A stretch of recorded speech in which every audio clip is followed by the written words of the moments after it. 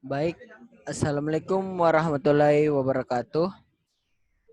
Terlebih dahulu, perkenalkan, nama saya Muhammad Miftahur Rahman dari kelas 1C dengan NIM 42620074. Jadi, untuk konsep dasar rangkaian listrik, saya akan menjelaskan materi tersebut. Eh, Konsep dasar rangkaian listrik di pertemuan kedua kita menjelaskan tentang definisi. Yang pertama kita menjelaskan tentang definisi. Rangkaian listrik adalah suatu kumpulan elemen atau komponen listrik yang saling dihubungkan dengan cara-cara tertentu dan paling sedikit mempunyai satu lintasan tertutup. Eh, Elemen atau komponen yang dibahas pada mata kuliah rangkaian listrik terbatas pada elemen atau komponen yang memiliki dua buah terminal atau kutub pada ujungnya. Eh, Pembatasan elemen atau komponen listrik pada rangkaian listrik dapat dikelompokkan ke dalam elemen atau komponen aktif dan pasif. Untuk elemen aktif adalah elemen yang menghasilkan energi, dalam hal ini adalah sumber tegangan dan sumber arus. Mengenai sumber ini akan dijelaskan pada bab berikutnya.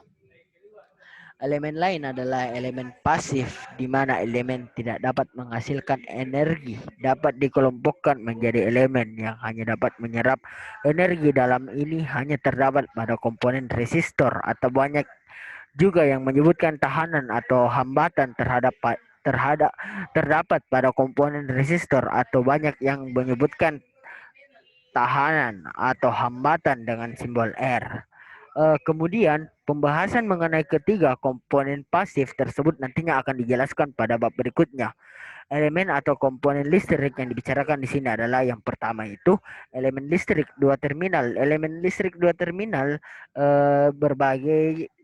dibagi menjadi 5, yaitu ada sumber tegangan, sumber arus, resistor, induktor, dan kapasitor. Yang kedua itu elemen listrik lebih dari dua terminal. Eh, yang pertama transistor, yang kedua op-amp. Berbicara dengan rangkaian listrik tentu tidak dapat dilepaskan dari pengertian dari rangkaian itu sendiri, di mana rangkaian adalah interkoneksi dari sekumpulan elemen atau komponen penyusunnya ditambah dengan rangkaian penghubungnya, di mana disusun dengan cara tertentu dan minimal. Kemudian memiliki satu lintasan tertutup. Dengan kata lain, hanya dengan satu lintasan tertutup saja kita dapat menganalisis suatu rangkaian. Yang dimaksud dengan satu lintasan tertutup adalah satu lintasan saat kita mulai dari titik yang dimaksud akan kembali ke titik tersebut tanpa terputus dan tidak memandang seberapa jauh atau dekat lintasan yang kita tempuh. Rangkaian listrik merupakan dasar dari teori rangkaian pada teknik elektro yang menjadi dasar atau fundamental bagi ilmu-ilmu lainnya seperti elektronika, sistem daya, sistem komputer, putaran mesin, dan teori kontrol. Kemudian saya akan membahas arus listrik. Arus listrik pada pembahasan tentang rangkaian listrik perlu kiranya kita mengetahui terlebih dahulu beberapa hal mengenai apa yang dimaksud dengan arus listrik. Untuk memahami titik listrik perlu kita ketahui terlebih dahulu pengertian arus. Arus merupakan perubahan kecepatan muatan terhadap waktu atau muatan yang mengalir dalam satuan waktu dengan simbol I. Dari kata Prancis intensite. Dengan kata lain, arus adalah muatan yang bergerak. Selama muatan tersebut bergerak maka akan muncul arus, tetapi kita muatan tersebut diam, maka arus pun akan hilang. Ketika muatan itu bergerak, dia akan muncul. Ketika muatan itu diam, maka arus pun itu hilang. Muatan akan bergerak jika ada energi luar yang mempengaruhinya. Sebelum kita melanjut, kita akan menjelaskan tentang muatan dulu. Muatan adalah satuan terkecil dari atom atau bagian dari atom. Jadi muatan itu satuan terkecil dari atom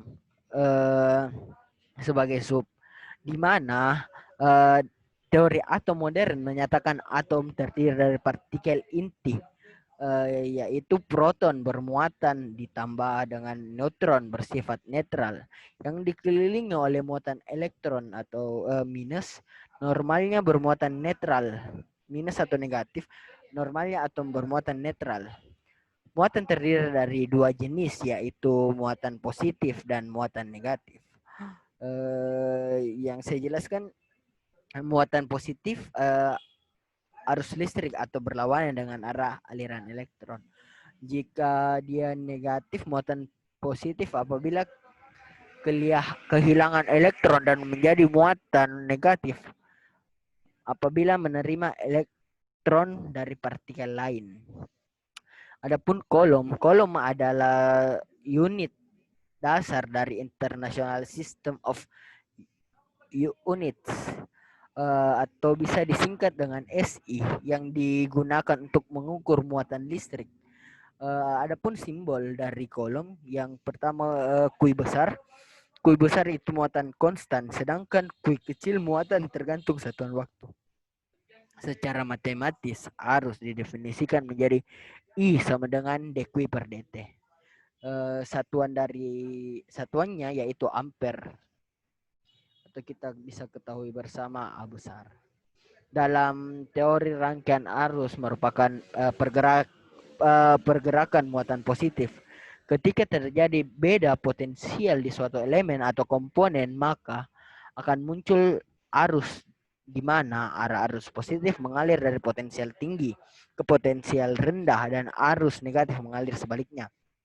Adapun macam-macam arus, yang pertama itu arus searah atau bisa disebut direct current atau bisa disingkat menjadi DC.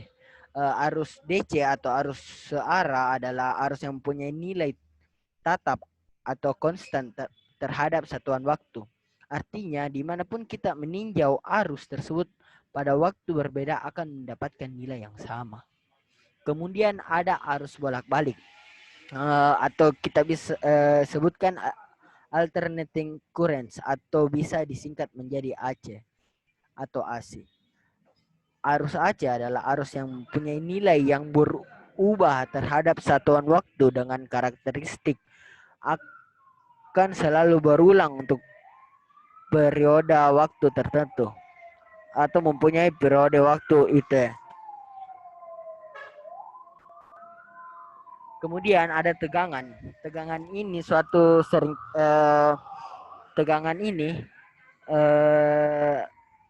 seringkali orang menyebut dengan beda potensial. Dalam bahasa Inggris, voltage adalah kerja yang dilakukan untuk menggerakkan satu muatan sebesar satu kolom pada elemen atau komponen dari satu terminal per kutub ke terminal per kutub lainnya, atau pada kedua terminal atau kutub akan mempunyai beda potensial jika kita menggerakkan atau memindahkan muatan sebesar satu kolom dari satu terminal ke terminal lainnya. Kemudian kita bisa perhatikan bersama keterkaitan antara kerja yang dilakukan sebenarnya adalah energi yang dikeluarkan, sehingga pengertian di atas dapat dipersingkat bahwa tegangan adalah energi persatuan muatan. Pada gambar di atas, jika terminal per kutub A mempunyai potensial lebih tinggi daripada potensial di terminal atau kutub B, maka ada dua istilah yang seringkali dipakai pada rangkaian listrik, yaitu yang pertama itu tegangan turun atau voltage drop. Jika dipandang dari potensial lebih tinggi ke potensial lebih rendah, dalam hal ini dari terminal A ke terminal B. Sedangkan kalau tegangan naik atau bisa disebut voltage rise, jika dipandang dari potensial lebih rendah ke potensial lebih tinggi, dalam hal ini dari terminal B ke terminal A. Jadi dia berbanding terbalik dengan voltage drop. Kemudian saya akan menjelaskan tentang energi. Energi itu kerja yang dilakukan oleh gaya sebesar 1 Newton sejauh 1 meter. Jadi energi adalah suatu kerja di mana kita memindahkan suatu dengan mengeluarkan daya sebesar 1 Newton dengan jarak tempuh sesuatu tersebut berpindah dengan selisih jarak 1 meter. Pada alam akan berlaku hukum kekekalan energi di mana energi sebetulnya tidak dapat dihasilkan dan tidak dapat dihilangkan. Energi hanya berpindah dari satu bentuk ke bentuk yang lainnya. Contohnya pada pembangkit listrik, energi dari air yang bergerak akan berpindah menjadi energi yang menghasilkan energi listrik. Energi listrik akan berpindah menjadi cahaya jika energi listrik tersebut melewati suatu lampu. Energi cahaya akan berpindah menjadi energi panas jika bola lampu tersebut pemakaiannya lama. Demikian seterusnya. Kemudian adapun elemen atau komponen listrik digolongkan menjadi menyerap energi. Menyerap energi itu jika arus positif meninggalkan terminal positif menuju ke terminal elemen atau komponen, atau arus positif meninjau terminal positif elemen per komponen tersebut.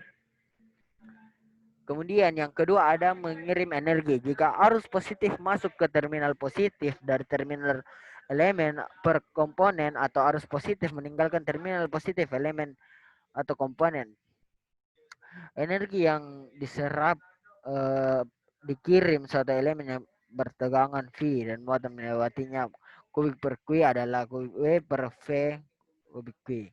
Satuannya yaitu Joule. Kemudian ada daya. Daya rata-rata kerja yang dilakukan daya secara matematis, P sama dengan dW per dq sama dengan dW per dq per dt sama dengan Fi. Satuannya yaitu watt.